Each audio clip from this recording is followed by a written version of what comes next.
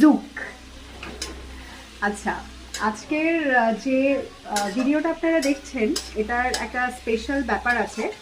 সেটা হচ্ছে সামনে ফেব্রুয়ারি মাস জুড়ে আমাদের একটা বড় নিমন্ত্রণ আছে, কারণ আমাদের বাউল আর আত্রেয়ীর বিয়ে। ঠিক আছে, এবার সেই বিয়ের তো প্রত্যেকটা ইভেন্টের ব্লগ আপনারা আলাদা করে দেখবেন। আজকের ব্লগটার বিশেষত্ব হচ্ছে আজকে ওদের আইবুড়ো ভাত খাওয়াবো আমরা। তার জন্য বেশ কিছু ডিশ রান্না হয়ে গেছে, সেটা আমি এখন বলবো না, ওদের প্ল্যাটারটা সাজানোর পরে আপনারা দেখবেন। আপাতত মাংস রান্না হচ্ছে।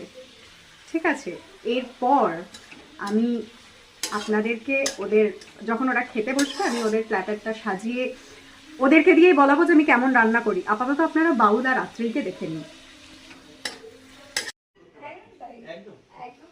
মানে কোনো মানে এটা ওটা রবীন্দ্র এটা নজরুল দিয়েছি, ওটা রবীন্দ্রসঙ্গীত, এটা রবীন্দ্রনাথ, এটা নজরুল। কেমন ঠান্ডা। ওরা কিন্তু আমাদের ব্লগের একদম মানে দারুণ দর্শক, তাই তো? হ্যাঁ, আর সেটা দারুণ দর্শক। আর আপনারা শুনতেই পেলেন কি নিয়ে আলোচনা হচ্ছে। ভিডিওটার শুরুতেই একটা রবীন্দ্র নজরুল এরকম আলোচনা চলছে।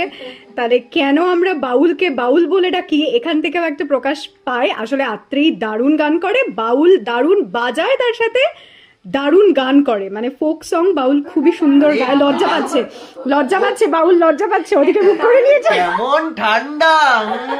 আরে ওর বাউলের এখন এই চলছে।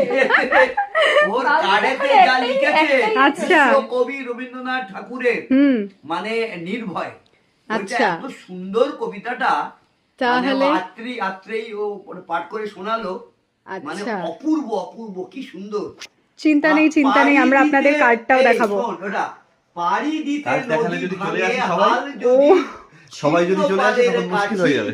মৃত্যুর মুখে দাঁড়াইয়া জানিবে তুমি আছো আমি আছি। ও আর হবে না। বাউল, বাহ বাউল, বাহ, হ্যাঁ, রবীন্দ্রনাথ একটা মজা চলছে, এখন একটা মজা চলছে। ঠিক আছে, কাট, পরে দেখাচ্ছি।